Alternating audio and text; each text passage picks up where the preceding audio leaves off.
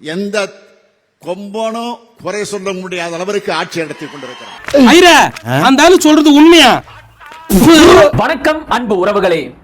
நேற்றைக்கு முன்தினம் சிவகங்கை மாவட்டத்தைச் சேர்ந்த அஜித் குமார் என்கின்ற இளைஞர் ஒரு திருட்டு வழக்கில் கைது செய்யப்பட்டு காவல்துறையோட விசாரணையில் இருக்கும்போது காவல் அதிகாரிகளால மிக கொடூரமான முறையில தாக்கப்பட்டதால செத்து போயிட்டாரு அப்படிங்கிற செய்தியை நீங்க பார்த்திருப்பீங்க. 2 நாளா அதுதான் ரொம்ப பரபரப்பா ஓடிக்கிட்டு இருக்கு. ஆனா அஜித் குமார் காவல் அதிகாரிகள் அடிச்சதால செத்து போகல, வலிப்பு வந்து செத்து போயிட்டாரு அப்படின்னு நான் சொல்லல. காவல்துறையோட முதல் தகவல் அறிக்கை FIR ரிப்போர்ட் சொல்லுது. அதை அப்படியே படிக்கிறேன், கேளுங்க. போலீசாரிடமிருந்து தப்பிக்க முயலும் போது கீழே விழுந்ததில் வலிப்பு ஏற்பட்டதில் அஜித் உயிரிழப்பு. சிவகங்கை மடப்புறத்தில் இளைஞர் அஜித் குமார் உயிரிழப்பு குறித்து போலீசாரின் முதல் தகவல் அறிக்கையில் தகவல். இந்த நியூஸ் கார்டை பொறுத்த வரைக்கும் அதுல ஒரு சில வரிகளை மட்டும் செய்தி ஊடகங்கள் மறந்து தவிர்த்துட்டாங்க. அது என்ன வரிகள் அப்படின்னா, கதை, திரைக்கதை, வசனம், இயக்கம், தமிழ்நாடு திராவிட மாடல் காவல்துறை, தயாரிப்பு சிகப்பு பூதம், இல்லனா பொம்மை முதல்வர் ஸ்டாலின் அப்படின்னு போட்டு இருக்கணும். என்னடா இன்னும் இப்படி ஒரு கதை வரலையே அப்படின்னு எதிர்பார்த்துக்கிட்டே இருந்தேன். வந்துருச்சு. எப்பெல்லாம் இந்த திமுக ஆட்சிக்கே ஆபத்து ஏற்படும் வகையில் ஒரு குற்ற சம்பவம் நடக்குதோ அந்த குற்ற சம்பவத்தில் தொடர்புடைய குற்றவாளிகளுக்கு இப்படிப்பட்ட கட்டுக்கதைகளை எல்லாம் நம்ம காவல்துறை ரொம்ப அழகா ஜோடிச்சு நம்ம முன்னாடி கொண்டு வந்து வைப்பாங்க. இப்ப நீங்க இந்த கட்டுக்கதையை நம்பல அப்படின்னு வைங்க, நீங்க வந்து சங்கி ஆயிருவீங்க. எப்படி வசதி? நீங்க இத நம்புறீங்களா இல்லையா? 2020 ஜூன் மாதம் 22ஆம் தேதி நாம யாருமே மறந்திருக்க மாட்டோம். தூத்துக்குடி மாவட்டம் சாத்தான்குளத்தைச் சேர்ந்த தந்தை மகன் ஜெயராஜ் பெனிக்ஸ் விசாரணைக்குன்னு காவல் நிலையத்திற்கு அழைத்து செல்லப்பட்டு காவலர்களால மிக கொடூரமான முறையில அடிச்சே கொல்லப்பட்டாங்க. இந்த கொடூர சம்பவம் ஒட்டுமொத்த தமிழ்நாட்டையுமே உலுக்கி போட்டுச்சு. இன்னும் ஏன் ஒட்டுமொத்த இந்தியாவையுமே இந்த சம்பவம் உலுக்கி போட்டுச்சு அப்படின்னு சொன்னா அது மிகையல்ல. ஏன்னா அந்த அளவுக்கு அன்றைக்கு இந்த சம்பவத்தை பற்றி பேசாத வாய்களே இல்லை அப்படின்னு சொல்ற அளவுக்கு இந்த கொடூர சம்பவம் மக்கள் மத்தியில மிக பரவலாக ஆழமாக ஊடகங்களாலையும் பல முக்கிய பிரபலங்களாலையும் கொண்டு போய் சேர்க்கப்பட்டுச்சு. அன்றைக்கு இருந்த மிகப்பெரிய திரை நடிகர்கள், மிகப்பெரிய விளையாட்டு வீரர்கள், முக்கியமான அரசியல் கட்சி தலைவர்கள், நாடறியப்பட்ட புகழ்பெற்ற பத்திரிகையாளர்கள், ஊடகவியலாளர்கள் எல்லாருமே இந்த கொடூர சம்பவத்தை பற்றி பேசினாங்க, பேசிக்கிட்டே இருந்தாங்க. இல்லன்னா திமுகவால பேச வைக்கப்பட்டாங்க. ஆளுக்கு 50 ரூபா கோணாரங்கள்ல போய் சாப்பிட்டுக்குங்க. 50 50 50 50 கம்பெனிக்கு 50. ஆனா இன்னைக்கு சிவகங்கை மாவட்டம் திருபுவனம் அருகே உள்ள மடப்புறத்தைச் சேர்ந்த அஜித் குமார் என்கின்ற 27 வயதான ஒரு இளைஞரை 6 தனிப்படை காவலர்கள் மிக கொடூரமான முறையில அடிச்சே கொண்டு இருக்கிறாங்க. அதை பத்தி இவங்க யாருமே இப்ப வரைக்கும் பேசவே இல்லை. சாதாரண திருட்டு கேஸ், அதுக்கே அவரை விசாரணைக்குன்னு கூட்டிக்கிட்டு போய் காவல் நிலையத்துல வச்சு ராத்திரி முழுக்க காவலர்கள் அடிச்சு உடைச்சிருக்கிறாங்க. அவருடைய வாயில மிளகா தண்ணிய கரைச்சி ஊத்தி இருக்கிறாங்க. திருடப்பட்ட நகை மறைத்து வைக்கப்பட்டதாக சொல்லப்படுகின்ற மாட்டு தொழுவத்திற்கு அஜித் குமாரை கூட்டிக்கிட்டு போய் PVC பைப்பை வச்சு கொடூரமான முறையில அவரை அடிச்சு சித்திரவதை செஞ்சிருக்காங்க.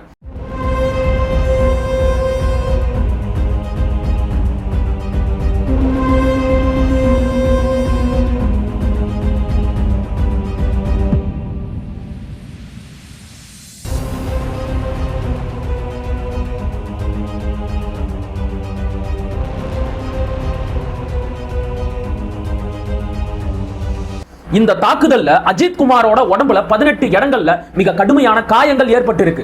அது மட்டும் இல்லாம அவருடைய மண்டை ஓடு, நெஞ்செலும்பு, கையெலும்பு இதுல எல்லாம் முறிவுகள் ஏற்பட்டிருக்கு. எல்லாத்துக்கும் மேல அவருடைய சங்கு பகுதி இந்த இடத்துல மிக கடுமையா தாக்குனதுனால தான் அவரு இறந்திருக்க கூடும் அப்படின்னு அஜித் குமாரோட உடற்கூறாய்வு அறிக்கை, அட்டாப்சி ரிப்போர்ட் மிக தெளிவா சொல்லுது. ஆனா காவல்துறை என்ன சொல்லுது? FIR ரிப்போர்ட்ல அவரு வலிப்பு வந்து செத்துட்டாரு அப்படின்னு சொல்லுது. ஏன்டா எங்களை எல்லாம் பார்த்தா முட்டா பசங்க அப்படின்னு தெரியுதா?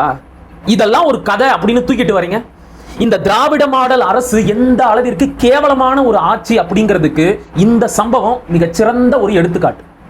நேற்றைக்கு உடற்கூறாய்வு அறிக்கை வெளியாகுது. இன்னைக்கு இப்படி ஒரு திரைக்கதை வசனம் எழுதப்பட்ட FIR ரிப்போர்ட் வெளியாகுது. இதுல எது உண்மை?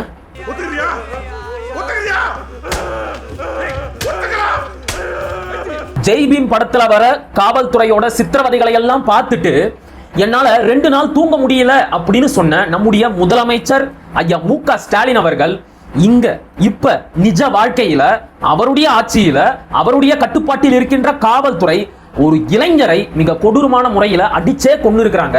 ஆனா இது வரைக்கும் அந்த கொடூர சம்பவம் பத்தி நம்முடைய முதலமைச்சர் ஐயா மு.க. ஸ்டாலின் அவர்கள் வாயை திறந்து ஒரு வார்த்தை கூட பேசவே இல்லை. அது சரி, சும்மாவா சொல்றாங்க அவரை பொம்மை முதல்வர் அப்படின்னு? இவ்வளவு அமளிதுமணி இங்க நடந்துட்டு இருக்கு, டம்மியா உட்கார்ந்து ஒருத்தர் மிச்சம் தின்னுட்டு இருக்கான். சரி, நீங்க முதலமைச்சரை கூட விடுங்க, அவர்தான் பொம்மை முதல்வராச்சே, அவரை பத்தி பேசி எந்த பயனும் இல்ல. மத்தவங்க எல்லாம் எங்க போனாங்க? குறிப்பா துணை முதலமைச்சர் ஐயா உதயநிதி ஸ்டாலின் அவர்கள் எங்க போனாரு? கொரோனா ஊரடங்கு உத்தரவு அமல்ல இருந்த காலகட்டத்திலேயே எல்லா தடைகளையும் மீறி தூத்துக்குடிக்கு போயிட்டு ஜெயராஜ் பென்னிக்ஸோட குடும்பத்தாரை சந்தித்து ஆறுதல் சொல்லிட்டு வந்தாரு ஐயா உதயநிதி ஸ்டாலின் அவர்கள். ஆனா அஜித் குமார் செத்து போய் இன்னையோட 3 நாள் ஆக போகுது. இது வரைக்கும் அஜித் குமாரோட குடும்பத்தை உதயநிதி ஸ்டாலின் அவர்கள் சந்திக்கவே இல்லை. சரி, சந்திக்க கூட வேணாம், அவருக்கு பல வேலைகள் இருக்கும். குறைஞ்சபட்சம் இத பத்தி ஒரே ஒரு வார்த்தை வாயை திறந்தாவது பேசி இருக்கலாமே, ஏன் இன்னும் பேசல? சரி, அவரை கூட விடுங்க. அக்கா கனிமொழி எங்க போனாங்க? Justice for Jayaraj and Bennix அப்படிங்கிற மாஸ்க மாட்டிக்கிட்டு ஊரு பூரா சுத்தினாங்கல்ல, இன்னைக்கு அக்கா எங்க இருக்கிறாங்க, என்ன பண்ணிக்கிட்டு இருக்கிறாங்க? ஜஸ்டிஸ் ஃபார் அஜித் குமார் அப்படின்னு ஒரு மாஸ்க மாட்டிக்கிட்டு சுத்த வேண்டியது தானே. இவங்க 2 பேர் மட்டும் கிடையாது, ஐயா சேகர் பாபு, ஐயா டிஆர்பி ராஜா, அதன் பிறகு முன்னாள் அமைச்சர் ஐயா செந்தில் பாலாஜி அப்படின்னு இன்றைக்கு முக்கிய அமைச்சர் பொறுப்புகளில் இருந்த எல்லாருமே அதிமுக ஆட்சி காலகட்டத்தில் நடந்த கொடூர சிறை மரணமான ஜெயராஜ் பென்னிக்ஸோட மரணத்திற்கு ரொம்ப தீவிரமா போராடினாங்க. ஆனா அவங்க யாருமே இன்றைக்கு அஜித் குமாரோட மரணத்திற்கு வாயை திறந்து ஒரு வார்த்தை கூட பேசவே இல்லை. ஏன் இந்த மௌனம்? ஜெயராஜ் பென்னிக்ஸோட உயிர் மட்டும்தான் உயிரா? அஜித் குமாரோட உயிருக்கு எந்த ஒரு மதிப்பும் இல்லவே இல்லையா? அப்ப அன்றைக்கு இவர்கள் போராடியது எல்லாமே வெறும் நாடகம் அப்படின்னு தெளிவா தெரியுதா? தங்களுடைய அரசியல் லாபத்திற்காகவும் அதிமுகவை எதிர்ப்பதற்காகவும் ஜெயராஜ் பென்னிக்ஸோட மரணத்தை இந்த அரசியல் தரகர்களான திமுகவினர் பயன்படுத்தி கொண்டார்கள். மற்றபடி இவங்களுக்கு மக்கள் நலன் மீது துளி அளவுக்கு கூட அக்கறை அப்படிங்கிறது கிடையவே கிடையாது. அரசியல்ல இதெல்லாம் சாதாரணமாப்பா, இதுக்கு பிச்சை எடுக்கலாம். நீங்க இந்த திமுகவை சேர்ந்த அரசியல் தரகர்களை கூட ஒரு ஓரமா ஒதுக்கி வைங்க, அவங்கள பத்தி கடைசியா பார்க்கலாம். ஆனா இந்த நடிகர்கள் எல்லாம் எங்க போனாங்க? ஜெயராஜ் பென்னிக்ஸ் மரணத்தின் போது தமிழ்நாட்டிற்கு சற்றும் தொடர்பே இல்லாத பல நடிகைகள் எல்லாமே அன்றைக்கு அந்த கொடூர சம்பவத்தை கண்டிச்சு பேசினாங்க, தங்களுடைய சமூக வலைதளத்துல பதிவு போட்டாங்க. அன்றைக்கு ஆளுங்கட்சியாக இருந்த அதிமுகவையும் அதனுடைய ஆட்சியையும் விமர்சனம் செஞ்சாங்க. ஆனா அவங்க யாருமே இன்னைக்கு அஜித் குமாரோட மரணத்தை பத்தி ஒரு வரி ட்வீட் கூட போடவே இல்லை. போற போக்குல சூர்யாவை வேற மாட்டி விட்டு போயிட்டாங்க. இந்த சூர்யா வேற அன்னைக்கு சும்மா இல்லாம 2 பக்கத்துக்கு அறிக்கையெல்லாம் வெளியிட்டு நீதி கிடைக்கும் என்று நம்புவோம் அப்படின்னு எல்லாம் வசனம் பேசினாரு. ஆனா இன்றைக்கு அஜித் குமாரோட மரணத்தை பற்றி 2 வரி ட்வீட் கூட அவரால் போட முடியல. இதுக்கு கூட நேரம் இல்லாம அப்படி என்ன கழற்ற வேலையில இருக்கிறாரு? ஒண்ணும் இல்ல, அவருடைய மனைவி ஜோதிகாவோட வெளிநாட்டு சுற்றுலாவுக்கு போயிருக்கிறாரு. சூர்யா சார் பேசுனா எல்லா சமூக அவலத்தை பத்தியும் பேசணும் இல்லையா? வாயை மூடிக்கிட்டு சும்மா இருக்கணும். அதிமுக ஆட்சின்னா பேசுவேன், திமுக ஆட்சினா பேச மாட்டேன், வாயை மூடிக்கிட்டு கப்பு சிப்புன்னு ஓரமா இருப்பேன் அப்படின்னா அதுக்கு பேரு சமூக அக்கறை கிடையாது, சந்தர்ப்பவாதம், கூலிக்கு மாரடிக்கிற தனம். உங்களுக்கு உண்மையாகவே இந்த சமூகத்தின் மீது அக்கறை அப்படின்னு ஏதாவது இருந்தா இப்ப வாச்சும் இந்த அஜித் குமாரோட மரணத்தை பத்தி வாயை திறந்து பேசுங்க. வாயில புண்ணா, வாந்தி வருதா, ஊமையா, மௌன விரதமா? ஏன் அது வந்து மௌன விரதம்? இன்னைக்கு பூரா பேச மாட்டேன். இந்த திரை கூத்தாடிகளை எல்லாம் என்னைக்கும் நம்பவே கூடாது. இவங்க எல்லாருமே திரையில மட்டும்தான் பெரிய பெரிய சாகசங்களை எல்லாம் செய்வாங்க.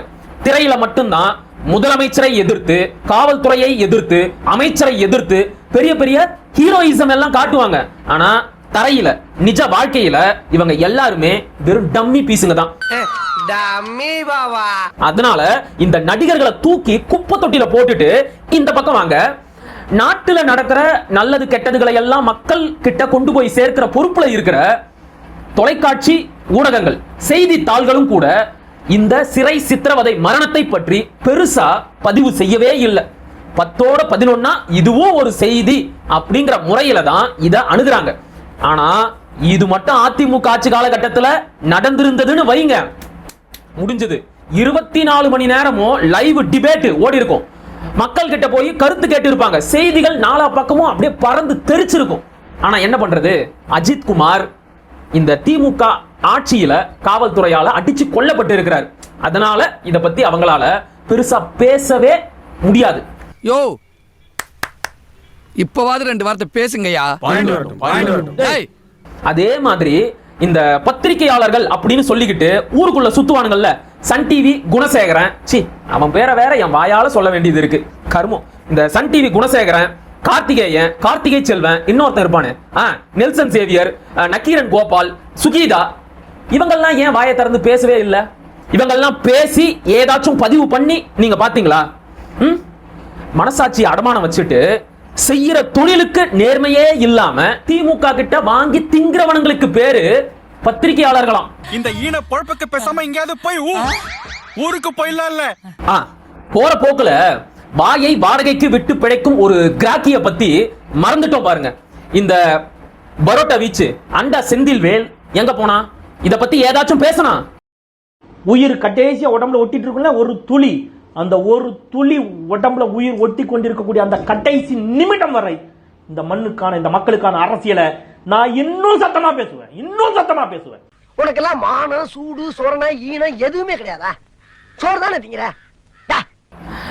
இந்த திமுக என்னும் பூதம் தன்னுடைய 5 விரல்கள் மாதிரி திரைத்துறை, ஊடகங்கள், பத்திரிகையாளர்கள், காவல்துறை, அரசு கட்டமைப்பு, இது எல்லாத்தையும் வச்சுக்கிட்டு நாம எதை பார்க்கணும், எதை பேசணும், எதை யோசிக்கணும் அப்படிங்கிறது வரைக்கும் தீர்மானிக்கிறாங்க. அஜித் குமாரோட மரணம் மட்டும் கிடையாது. 2021 இந்த திமுக ஆட்சிக்கு வந்ததுல இருந்து இந்த 2025 வரைக்கும் கிட்டத்தட்ட 24 சிறை மரணங்கள் நடந்திருக்கு. ஆனா அது எதுவுமே ஜெயராஜ் பென்னிக்ஸோட சிறை மரணம் அளவிற்கு பேசப்படவே இல்லை. இல்லனா திமுக பேசவே விடல. இந்த நிலை இப்படியே தொடர்ந்தது அப்படின்னு வைங்க, நாளைக்கு நம்மள யாரையாச்சும் ஒருத்தரை இந்த காவல்துறை பொய் வழக்கு போட்டு கைது செஞ்சு காவல் நிலையத்துல வச்சு அடிச்சே கொன்னா கூட ஏன்னு கேட்கறதுக்கு நாதியே இல்லாம போயிடும். ஆட்சியாடாது இறுதியா சில செய்திகள் இல்லனா கருத்துக்கள் மனசுக்கு நெருக்கமா வச்சு ஒரு சில விடயங்களை யோசிச்சு பார்க்கலாம். யாரும் கிரிஞ்சா நினைக்காதீங்க, கொஞ்சம் சீரியஸா நான் சொல்றத நினைச்சு பாருங்க. இப்ப நான் சொன்னேன் தெரியுமா, இந்த திமுக ஆட்சிக்கு வந்ததுல இருந்து இப்ப வரைக்கும் கிட்டத்தட்ட 24 பேர் காவல் அதிகாரிகளால காவல் நிலையத்தில் வைத்தே அடிச்சே கொல்லப்பட்டு இருக்கிறாங்க அப்படின்னு. செத்து போன அந்த 24 பேருமே நம்ம குடும்பத்துல ஒருத்தரா இருந்திருந்தா நாம என்ன செஞ்சிருப்போம்? அஜித் குமாரை மட்டும் எடுத்துக்கிட்டா கூட அவருடைய வயசு வெறும் 27 தான். அந்த வயசுல நமக்கு ஒரு தம்பி இருக்கலாம், அண்ணன் இருக்கலாம், யாரா வேணும்னாலும் இருக்கலாம். அப்படி நம்ம குடும்பத்துல ஒருத்தரா இருந்திருந்தால் நாம என்ன செஞ்சிருப்போம்?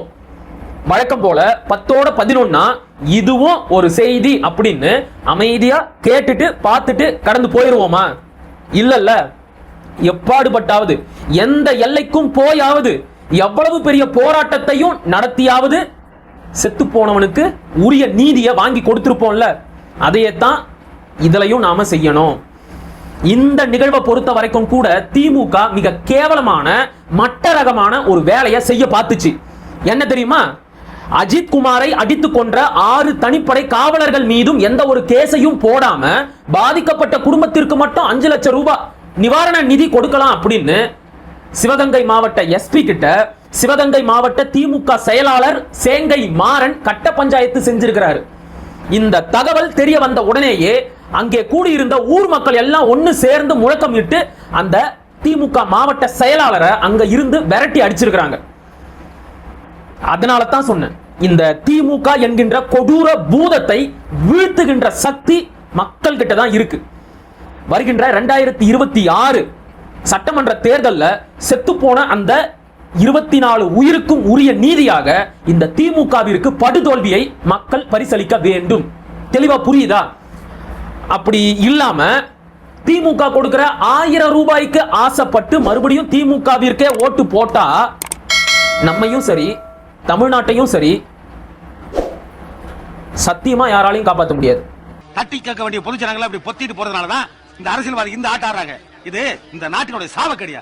பிஎஸ் ஒரு படத்துல சரியா சொன்னாரு, இந்த நாடும் நாட்டு மக்களும் நாசமாய் போகட்டும்.